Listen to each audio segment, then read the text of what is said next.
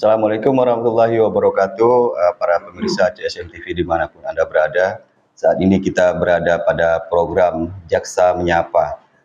Untuk program Jaksa Menyapa kali ini kita akan mengambil tema restorasi justice. Dan untuk bincang-bincang tentang restorasi justice ini kita kedatangan tamu yakni Bang Muhammad Abrar Pratama. Beliau merupakan Kasubsi Ekonomi, Keuangan, dan PPS bidang intelijen Kejaksaan Negeri Sambas. Assalamualaikum Bang Abrar. Waalaikumsalam warahmatullahi wabarakatuh. Gimana kabarnya? Alhamdulillah Baik, sehat ya? Bang Nov. Sekarang kita nih bicara tentang restorasi justice. Siap. Mungkin belum banyak masyarakat, khususnya Kabupaten Sambas, yang mengetahui tentang restorasi justice ini. Iya. Dan mungkin saya bisa sedikit mengetahui tentang restorasi justice ini, mungkin hanya tahunya penyelesaian hukum di luar persidangan, atau mungkin bisa bicara tentang perdamaian lah gitu. Iya. Kan sebelum masuk ke persidangan, khususnya untuk tindak pidana, kasus tindak pidana. Nah, mungkin Bang Abrar ini bisa menjelaskan kepada masyarakat yang menonton acara ini tentang apa sih yang dimaksud dengan restorasi justice, kemudian latar belakang diberlakukannya restorasi justice dan dasar hukumnya apa. Silakan Bang. Oke, baik.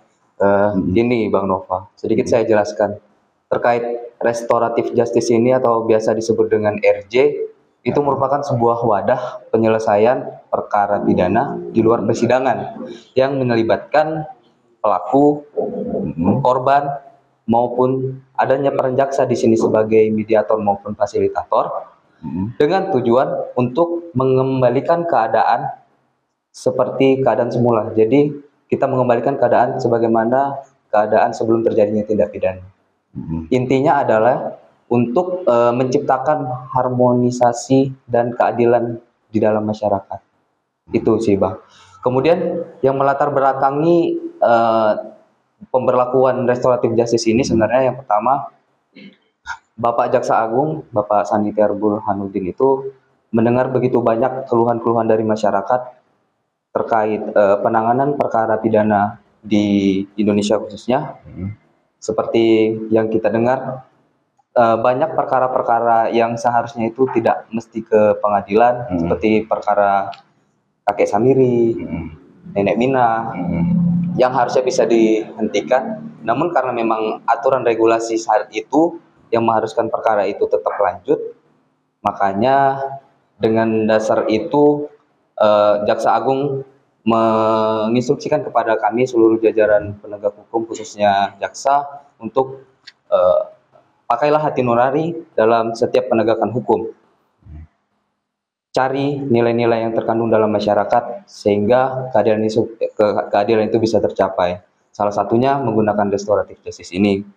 Jadi perkara tidak harus masuk ke pengadilan, dengan mengedepankan fungsi dari jaksa sebagai dominus litis, yang dalam artian penentu apakah suatu perkara itu bisa layak dimasukkan ke persidangan atau tidak, sehingga keadilan itu bisa didapatkan. Begitu. Berarti artinya restoratif justice ini kebijakan, berarti ya, kebijakan dari Jaksa Agung. Bukan cuma kebijakan sebenarnya, memang di Undang-Undang Nomor 11 tahun 2021 kejaksaan memiliki kewenangan mediasi penal. Itu artinya mediasi yang bisa dilakukan di luar persidangan, sehingga setiap penanganan perkara itu tidak mesti harus dilaksanakan di persidangan. Cuman itu ada kategori-kategori perkara-perkara yang bisa dilakukan RJ. Nanti saya jelaskan. Oh gitu. Itu berarti memang dasar hukumnya ada itu ya? Ada. Undang-undangnya. Tadi kita lanjutkan terkait dengan landasan faktual dan syarat dalam prinsip restorasi justice ini. Oke. Sebenarnya landasan utama untuk pemberlakuan restoratif justice ini, kita itu mengedepankan kepentingan korban sebenarnya Pak. Jadi perdamaian itu tidak akan terjadi kalau korban itu tidak mau. Jadi di sini tidak ada unsur paksaan sama sekali. Kami sebagai pihak penegak hukum hanya bersifat sebagai mediator dan fasilitator. Ketika nanti ada terjadi suatu tindak pidana yang berdasarkan penelaahan kami, oh ini bisa dilakukan restoratif justice. Saya ambil contoh. Banyak sekali terjadi tindak pidana di antara keluarga-keluarga, misalnya saudara ipar dengan iparnya, begitu kan. Mungkin awal karena dendam, maka saling melapor sehingga sempat keluarganya sudah masuk ke penjara. Setelah di penjara baru menyesal. Kalau dulu kan tidak ada wadah hukum yang bisa mengakomodir untuk pelaksanaan restoratif justice. Mau tidak mau perkara itu harus dilanjutkan di persidangan. Dengan adanya RJ ini, ketika memang pihak korban mau memaafkan, dibuatlah satu regulasi. Bapak Jaksa Agung mengeluarkan regulasi, yaitu Peraturan Kejaksaan Nomor 15 Tahun 2020 tentang penghentian penuntutan berdasarkan restoratif justice. Jadi dengan dasar itu kita bisa melaksanakan RJ. Kita kumpulkan para pihak, mau pihak pelaku maupun korban, dalam suatu tempat untuk dilakukan upaya perdamaian. Ketika memang ada suatu kesepakatan, baik itu dengan syarat maupun tanpa syarat, baru kita bisa laksanakan RJ. Kemudian untuk penghentian penuntutan sendiri, kita dari pihak Kejaksaan Negeri tidak bisa langsung semata-mata kita langsung hentikan. Jadi ada ketentuan berjenjangnya, Bang. Kita harus melaksanakan ekspos dengan ke Jati dulu, setelah itu baru ke Jaksa Agung melalui Bapak Jampidum untuk meng-ACC apakah suatu perkara itu bisa dihentikan secara RJ atau tidak, begitu, Bang. Jadi kalau untuk kasus RJ ini sendiri, untuk penyelesaian kasus, khususnya tindak pidana, itu memerlukan berapa lama?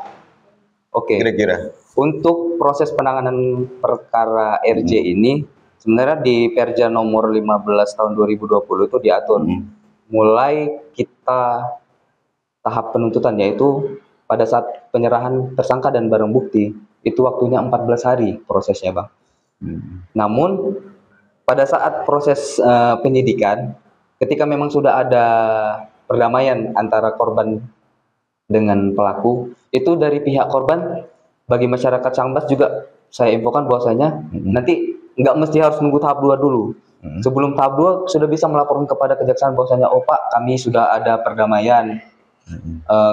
Kemudian kami akan nengok aturannya, apakah pasal-pasal yang disangkakan kepada pelaku itu memenuhi syarat untuk dilaksanakan RJ atau tidak. Ketika memang itu memenuhi, makanya bisa langsung kami lakukan proses RJ dalam waktu 14 hari yang saya sampaikan tadi. Begitu, Bang. Kalau syarat-syarat untuk memenuhi RJ atau tidak itu apa saja? Di dalam Perja 15 tahun 2020 itu syarat-syarat yang paling penting itu yang pertama, tersangka baru pertama kali melakukan tindak pidana. Oh, pertama kali ya. Kemudian yang kedua yaitu ancaman hukuman di bawah 5 tahun penjara. Itu syaratnya. Ya. Itu sih syarat yang paling utama, Bang. Kalau untuk Kabupaten Sambas sendiri, sudah pernah melakukan restoratif justice atau belum? Oke. Untuk Kabupaten Sambas sendiri, khususnya di wilayah kerja Kejaksaan Negeri Sambas, tahun 2023 kemarin kita telah melaksanakan RJ sebanyak 6 RJ. 6 RJ ya. Siap. Selama melakukan RJ, apakah ada kendala dalam proses penyelesaian untuk satu kasus tindak pidana? Oke, baik, sedikit saya ceritakan di sini, Bang. Sebenarnya kendalanya itu banyak karena kan memang tiap-tiap perkara itu ada kasuistik yang berbeda-beda, permasalahannya berbeda-beda, begitu kan, Bang. Saya ambil contoh satu dulu. Saya pernah menangani perkara penyelesaian RJ antara ibu-ibu dengan ibu-ibu ini sih, Bang. Jadi dua-duanya itu melakukan penganiayaan, cuman dua-duanya ngotot tidak mau berdamai awalnya. Awalnya tidak mau berdamai. Jadi mereka sama-sama ngotot. Setelah saya tahap 2, saya lakukan upaya pertama perdamaian, tetap tidak mau, karena kan memang ada waktu 14 hari.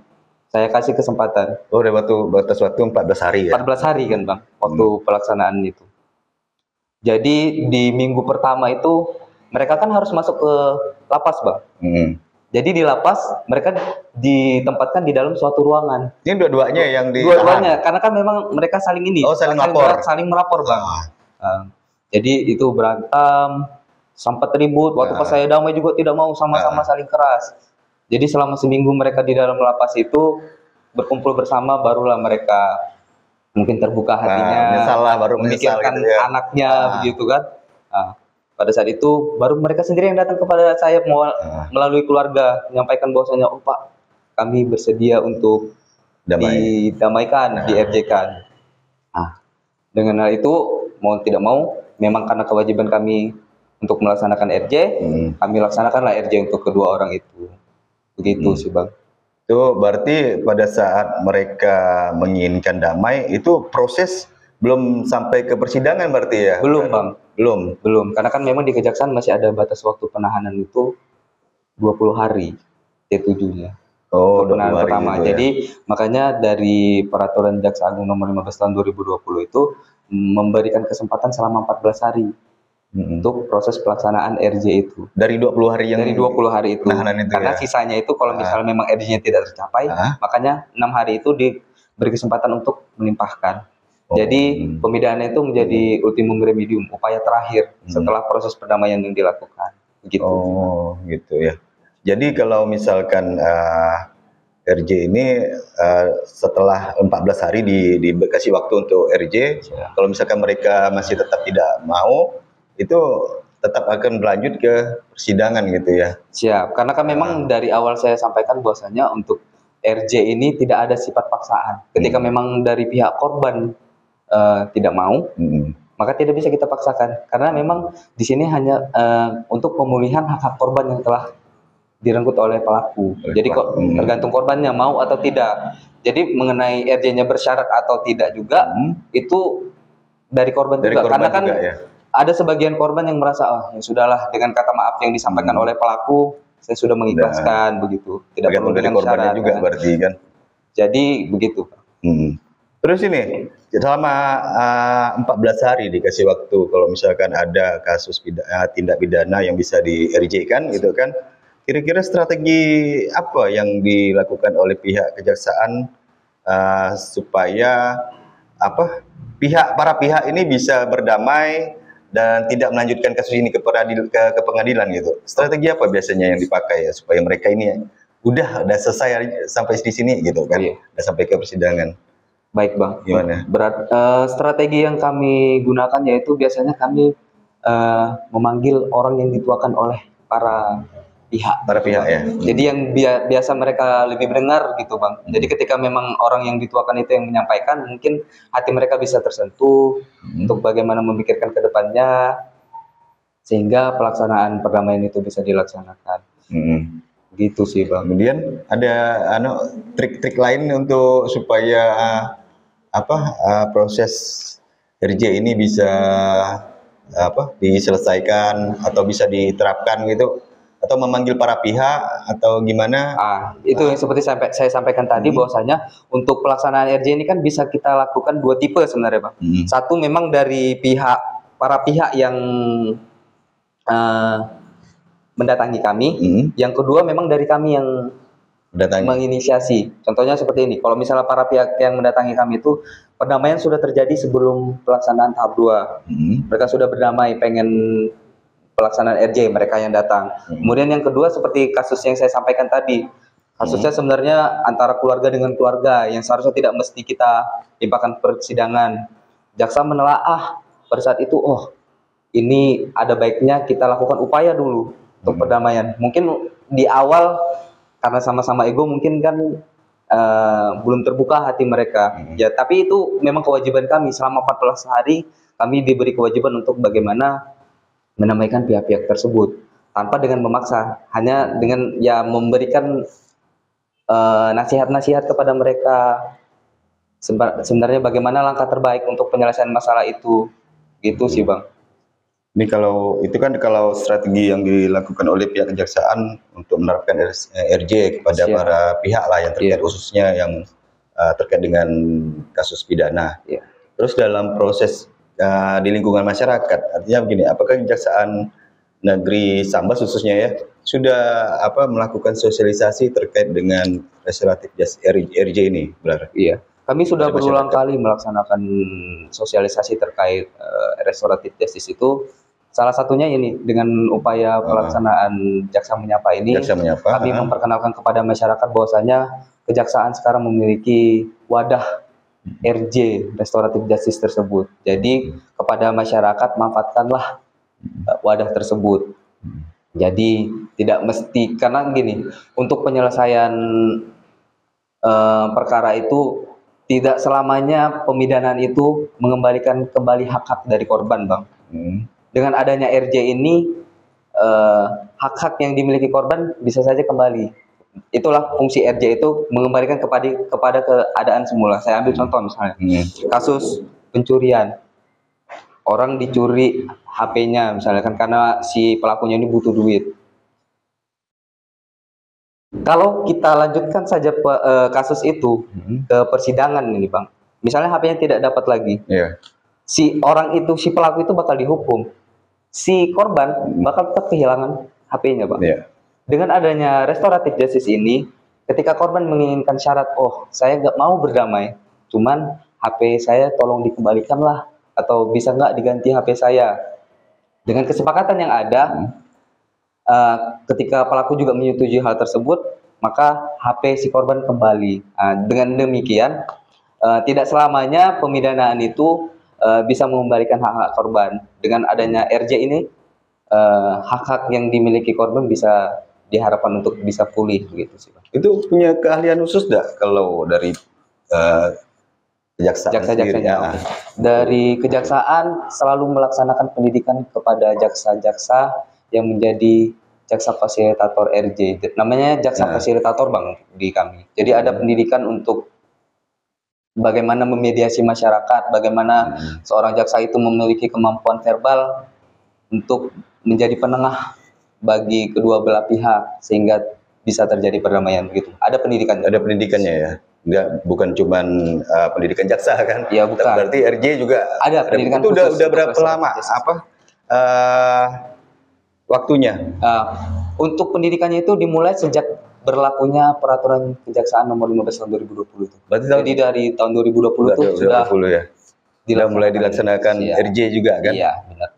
Kalau Sambas sendiri, Kabupaten Sambas, tadi kan disebutkan tahun 2023 ada 6. Siap.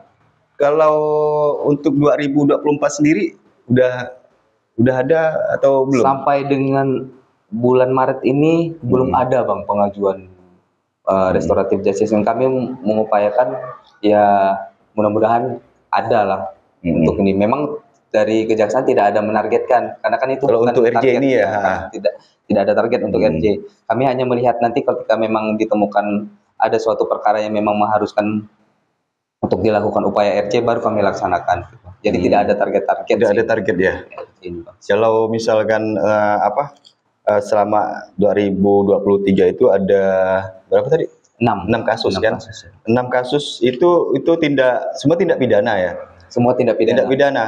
Kalau misalkan ada tindak pidana, ada enggak kasus tindak pidana yang tidak bisa di-RJ-kan atau yang bisa di-RJ-kan gitu? Oke, baik, Bang. Bisa dijelaskan, Bro? Untuk tindak pidana yang tidak bisa di-RJ-kan saya jelaskan ya, Bang. Di Perja nomor 15 tahun 2020 itu dijelaskan bahwasanya untuk ada pengecualian tindak pidana yang tidak bisa di-RJ-kan. Yang pertama yaitu tindak pidananya di atas 5 tahun, Bang. Ancaman hukumnya di atas 5 tahun. Yang kemudian yang kedua itu tindak pidana terkait ketertiban umum, keamanan dan ketertiban umum. Kemudian terkait lingkungan hidup itu juga tidak boleh. Terkait kekerasan seksual terhadap anak juga tidak boleh dilakukan RJ. Saya pernah menemukan kasus, tapi memang bukan di daerah sini. Saya sebelumnya berdinas di daerah timur. Di sana itu kan hukum adat masih sangat kental, Bang. Pernah terjadi tindak pidana persetubuhan terhadap anak. Telah terjadi perdamaian antara dua belah pihak, antara korban dengan pelaku, dan menginginkan RJ. Mereka memohonkan RJ di kejaksaan. Karena memang di Perja nomor 15 tahun 2020 itu menekankan bahwasanya untuk perkara tindak pidana kekerasan seksual terhadap anak itu kan tidak dibenarkan, Bang. Tidak bisa, karena kan memang bagaimana pemulihan kembali ke keadaan simulasi anak, karena kan pasti itu akan berbekas terus gitu. Maka dari itu kami tidak bisa menerima, walaupun memang hukum adat di sana menyatakan bahwasanya ada upaya itu. Upaya itu hanya kami jadikan sebagai hal-hal yang meringankan pada saat proses di persidangan nanti. Begitu sih Bang. Hanya proses meringankan gitu Hal-hal ya. yang meringankan Hal-hal karena memang meringankan. tidak diakomodir untuk adanya penghentian penuntutan terkait perkara itu. Oh, berarti memang ada kasus-kasus tertentu ya. Iya, makanya tiap-tiap daerah itu memiliki kasus-kasus yang berbeda-beda. Saya kan pernah ngikuti ini yang cerita nasional ya. Iya, siapa? Kasus nasional yang sempat pemukulan yang terjadi anaknya yang JP Ansor tuh. Iya. Kan sempat waktu itu jaksanya ngomong akan diupayakan RJ. Siap. Tapi dari pihak keluarga korban menolak itu, seperti ada pro dan kontra gitu Iya. kan. Nah, kalau menurut Abrar gimana tuh kasus itu tuh? Gini Bang, kalau misalnya dari Ya. kejaksaan seperti yang saya sampaikan tadi, ketika memang tindak pidananya itu memenuhi syarat untuk dilakukan RJ, kami bisa mengupayakan, kami memiliki kewajiban selama 14 hari itu mengupayakan RJ tanpa ada paksaan. Jadi upayanya itu dilakukan dengan mengundang dulu para pihak. Mau nggak dilaksanakan RJ. Tapi kalau misalnya korban tidak mau, ya tidak bisa kita paksakan. Mau tidak mau, perkara itu tetap lanjut. Jadi pendapat saya sih Bang, karena memang kemarin itu untuk ancaman hukumannya itu memenuhi kriteria untuk dilaksanakan RJ, makanya ada upaya dari jaksa untuk dilaksanakan RJ. Tapi memang itu semua dikembalikan kepada korban. Ketika korban memang tidak menyetujui untuk dilaksanakan RJ, maka perkara tetap dilanjutkan. Tapi kemarin kalau tidak salah kasusnya ancaman hukuman di atas 5 tahun tuh. Yang Randy. Si Randy-nya ya Bang. Ya, dia kan 12 tahun kalau tidak salah itu, yang ponisnya tuh. Ya, dia kan biasanya kalau misalnya jaksa memasang pasal itu kan ada pasal yang berat, ada ringannya Bang. Kalau misalnya untuk pasal yang 80 ayat 3-nya itu kan ancaman hukumannya masih di bawah 5 tahun. Itu memenuhi kriteria. Walaupun ada ancaman hukuman yang lebih berat yang mengakomodir di situ. Gitu sih Bang. Mungkin terus dalam proses RJ ini dari pihak kejaksaan dalam melakukan sosialisasi ke masyarakat gitu kan, selain melaksanakan program-program seperti Jaksa Menyapa, terus apakah ada sosialisasi lain seperti misalnya kan dulu ada, kalau tidak salah saya, Jaksa Masuk Sekolah, terus melakukan sosialisasi ke kecamatan atau di luar gitu. Apakah ada upaya-upaya itu yang akan baik sebelum ini atau yang akan datang, apakah akan dilakukan gitu? Siap, kami pasti melakukan itu Bang, karena kan memang di bidang intelijen sendiri memiliki banyak wadah untuk melakukan penyuluhan hukum kepada masyarakat. Salah satunya itu Jaksa Menyapa yang seperti yang sampaikan tadi, kemudian Jaksa Masuk Sekolah, Jaksa Masuk Pesantren, kemudian juga kami bisa menyampaikan hal tersebut ke jaga desa, jadi kepada aparatur desa maupun masyarakat desa juga bisa kami sampaikan terkait hal tersebut. Gitu Bang. Itu rencana ke depan seperti apa rencananya untuk? Iya, pasti kami akan melakukan sosialisasi seperti itu Bang. Jadi kami akan terus melakukan sosialisasi melalui wadah dari media sosial maupun langsung turun ke lapangan menemui masyarakat. Mungkin terakhir nih Bang Abrar, pesan pada masyarakat terkait dengan RJ ini, seperti apa yang mau dipesankan? Pesan saya kepada masyarakat Sambas, dengan adanya restoratif justice ini, kami dari Kejaksaan Negeri Sambas khususnya menyampaikan bahwasanya kami akan melakukan penegakan hukum berdasarkan hati nurani seperti yang disampaikan oleh Bapak Jaksa Agung. Jadi jangan pernah takut untuk datang ke kejaksaan. Ketika memang ada masalah-masalah yang menyangkut masalah pidana, datang saja ke kejaksaan, laporkan kepada kami. Kami akan insya Allah memberikan solusi. Gitu. Oke, terima kasih atas waktunya datang ke studio kami terkait dengan memberikan sosialisasi terkait RJ ini dalam kegiatan program Jaksa Menyapa. Baik para pemirsa CSM TV dimanapun Anda berada, demikian bincang-bincang kami terkait dengan restoratif justice yang disampaikan oleh Bang Abrar dalam program Jaksa Menyapa, dan semoga acara Jaksa Menyapa ini bisa bermanfaat bagi kita khususnya masyarakat Kabupaten Sambas pada umumnya. Demikian acara ini, dan kita akan kembali lagi pada program-program Jaksa Menyapa selanjutnya. Dari saya, Assalamualaikum warahmatullahi wabarakatuh.